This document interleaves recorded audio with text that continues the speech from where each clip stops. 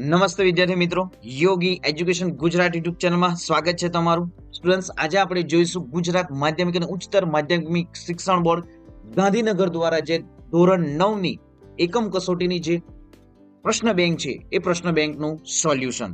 સૌપ્રથમ તો અહીં જે વ્યાકરણ વિભાગમાં રવાનુકારી સંધિ, અંગ સાધક પ્રત્યય, લેખનમાં પત્રલેખન અને વિચાર વિસ્તાર અને જે ચેપ્ટરો છે 10, 11, 12, 13, 14 ચેપ્ટરમાંથી આ ક્વેશ્ચનો લેવામાં આવ્યા છે અને જોઈશું આપણે સંપૂર્ણ સોલ્યુશન. સૌપ્રથમ તો સ્ટુડન્ટ્સ, તમે ધોરણ 9 માં ભણો છો તો ધોરણ 9 માટેની TST ની પરીક્ષાની જે ઓનલાઈન ફોર્મ ભરવાના છે તારીખ છે, અંતિમ તારીખ 13/12/2024 છે.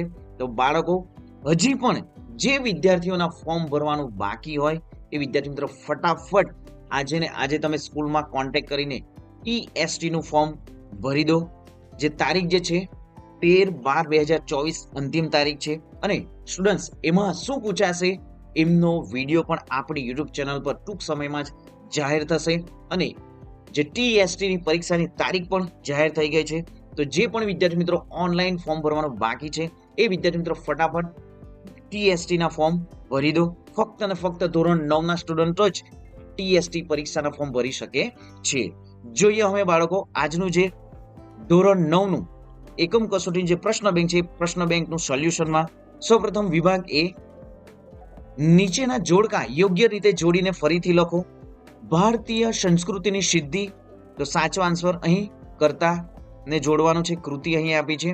તો સૌપ્રથમ ભારતીય સંસ્કૃતિની સિદ્ધિ, તો સાચો આન્સર છે વિનોબા ભાવે. રસ્તો કરી જવાના, તો સાચો આન્સર છે ઘાયલ.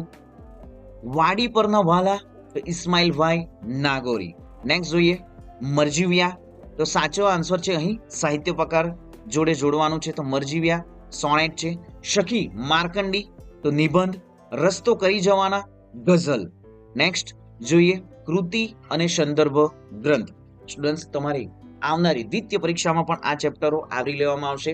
તો સ્ટુડન્ટ્સ, આ તમામ જે ક્વેશ્ચનો છે એ ક્વેશ્ચનના આન્સરો પણ તમારી નોટબુકમાં પણ લખી દેવું જોઈએ આપણે. કૃતિ અને સંદર્ભ ગ્રંથ, મરજીવિયા પ્રકૃતિનો આનંદ, સખી માર્કંડી પારિજાત, રસ્તો કરી જવાના અંઠો જામ હુમારી. નેક્સ્ટ જોઈએ કૃતિ અને જે વિષય જે છે મરજીવિયા, રસ્તો કરી જવાના, સખી માર્કંડી. તો અહીં જે વિષય જોડે જોડવાનું રહેશે. નેક્સ્ટ જોઈએ હવે સર્જક, બિરુદ અને ઉપનામ. તો વિનોબા ભાવે આચાર્યનું જે ઉપનામ આપવામાં આવે છે વિનોબા ભાવેને. કાકા કાલેલકર સવાઈ ગુજરાતી. અમૃત ભટ્ટ, તો સાચો આન્સર છે ઘાયલ. સ્ટુડન્ટ્સ, અહીં તમે આ ક્વેશ્ચન આન્સરનો કોમેન્ટ કરીને ફટાફટ જણાવો. નેક્સ્ટ જોઈએ હવે કોઈ પણ પંક્તિ કે પદ ગદ્ય ઉક્તિના વિચારનું અર્થઘટન અને વર્ણન કરવા માટે વૈવિધ્યસભર સાહિત્ય ચર્ચાઓ સાંભળે અને લખે છે. જોઈએ આપણે નીચે આપેલ વિકલ્પોમાંથી યોગ્ય વિકલ્પો પસંદ કરી ખાલી જગ્યા પૂરો. મરજીવિયા ખાલી જગ્યા સ્વરૂપની કાવ્ય રચના છે, તો મરજીવિયા સોનેટ સ્વરૂપની કાવ્ય રચના છે. પૂજાલાલ દલવાડીએ 1926 થી ખાલી જગ્યા આશ્રમ પોંડિચેરીમાં વસવાટ કર્યો હતો. તો પૂજાલાલ દલવાડીએ 1926 થી અરવિંદ આશ્રમ પોંડિચેરીમાં વસવાટ કર્યો હતો. નેક્સ્ટ, કાકા કાલેલકરને ખાલી જગ્યા પુરસ્કારથી સન્માનિત કરવામાં આવ્યા હતા. પદ્મ વિભૂષણ થી પુરસ્કારથી સન્માનિત કરવામાં આવ્યા હતા. એક, આત્મબળ અમારું દુઃખ માત્રની દવા છે. દરેક ખાલી જગ્યા પોતાના પ્રત્યક્ષ સ્પર્ધાપાઠ લઈને આવે છે. દરેક માનવી પોતાના પ્રત્યક્ષ સ્પર્ધાપાઠ લઈને આવે છે. માર્કંડી ખાલી જગ્યાના ડુંગરમાંથી આવે છે. તો જવાબ છે વૈજનાથ. માર્કંડી પોતાના અરીસામાં લેખકને નક્ષત્ર બતાવતી, તો માર્કંડી પોતાના અરીસામાં લેખકને મૃગ નક્ષત્ર બતાવતી. કવિ મૃત્યુ સામે ખાલી જગ્યાને પડકાર આપે છે, તો કવિ મૃત્યુ સામે કાળને પડકાર આપે છે. વિજ્ઞાનની જેમ જેમ પ્રગતિ થશે તેમ તેમ માણસમાં વૈજ્ઞાનિક વૃત્તિ વધતી જશે. સોનેટ ખાલી જગ્યા પંક્તિનું છંદમાં લખાતું કાવ્ય સ્વરૂપ છે, તો 14 પંક્તિનું છંદમાં લખાતું કાવ્ય સ્વરૂપ છે. નેક્સ્ટ જોઈએ નીચે આપેલ પ્રશ્નોના એક વાક્યમાં ઉત્તર લખો. મરજીવિયા કઈ રીતે સમુદ્ર ભણી ઉપડ્યા? પ્રિયજનોના મતે મરજીવિયાનું સાહસ કેવું છે?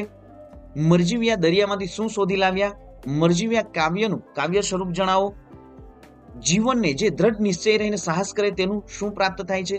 સમુદ્રમાં ડૂબકી મારી મોતી લાવનારને શું કહે છે? અહીં તો સ્ટુડન્ટ્સ આ જે ક્વેશ્ચનો છે એમના આન્સરો પણ તમારી નોટબુકમાં લખી લેવા. નેક્સ્ટ જોઈએ હવે વિભાગ બી, તમારી જે દ્વિતીય સત્રની પરીક્ષા રહેશે, દ્વિતીય પરીક્ષા જે રહેશે એમાં આ ક્વેશ્ચનો જ પૂછાશે. તો ખાસ વિદ્યાર્થી મિત્રો, અને જે સંપૂર્ણ જે દ્વિતીય સત્રનું પણ જે દ્વિતીય પરીક્ષાનું પણ મોડેલ પેપર છે એ પણ આપણી યુટ્યુબ પર મૂકવામાં આવશે. નેક્સ્ટ જોઈએ, નીચે આપેલ પ્રશ્નોના 2-3 વાક્યોમાં ઉત્તર લખો. તો અહીં પણ જે ક્વેશ્ચન આપવાના છે મોસ્ટ આઈએમપી છે. નીચે આપેલ પ્રશ્નોના સવિસ્તર ઉત્તર લખો, 3 ગુણના પ્રશ્નો. તો આપણી દ્વિતીય સત્રની પરીક્ષામાં પણ આ પ્રમાણે જ પૂછાશે. નેક્સ્ટ જોઈએ વિભાગ સી, નીચે આપેલા શબ્દોની સંધિ જોડો. તો નયન, ને વત્તા અયન. નીચે આપેલ શબ્દોની સંધિ જોડો. ગંગા પ્લસ ઉર્મી, ગંગોર્મી. સિંધુ પ્લસ ઉર્મી, સિંધુર્મી. તો અહીં તમે વ્યાકરણ પણ જોઈ શકો છો. નીચેનામાંથી સાચી સંધિ દર્શાવો. મહા વત્તા ઋષિએ સાચી સંધિ છે. નીચે આપેલ વાક્યમાંથી રવાનુકારી શબ્દ શોધો. તો આખું નગર જળહળ થતું હતું, જળહળ રવાનુકારી શબ્દ છે. વડ પરથી ટપ ટપ ટેટા પડવા માંડ્યા. તો ટપ ટપ શબ્દ રવાનુકારી શબ્દ છે. ડુંગર પરથી ખાલી જગ્યા, અહીં ખડખડ ખડખડ ઝરણા વહે છે. ખડખડ શબ્દ જે છે એ રવાનુકારી શબ્દ છે.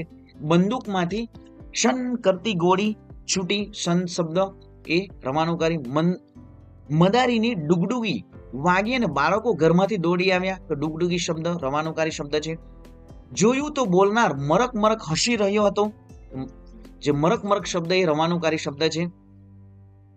નીચેનામાંથી કયો શબ્દ રવાનુકારી શબ્દ છે? તો અહીં પણ સ્ટુડન્ટ્સ તમે જોઈ શકો છો. અને આ સંપૂર્ણ પીડીએફ જે છે સ્ટુડન્ટ્સ તમને આપણી જે ટેલિગ્રામ ચેનલમાં ફ્રીમાં મળી જશે. તો સ્ટુડન્ટ ટેલિગ્રામ ચેનલમાં હજી પણ જોડાયા નથી તો સૌપ્રથમ ટેલિગ્રામ ચેનલમાં પણ જોડાઈ જાઓ. અહીં જે પંક્તિઓ જે આપવામાં છે કે મિત્ર એવો શોધવો ઢાલ સરીકો હોય, સુખમાં પાછળ પડી રહે દુઃખમાં આગળ હોય. તો આ પ્રમાણે તમારી જે આવનારી પરીક્ષાઓમાં પણ પૂછાશે આ વિચારો વિસ્તારો પણ.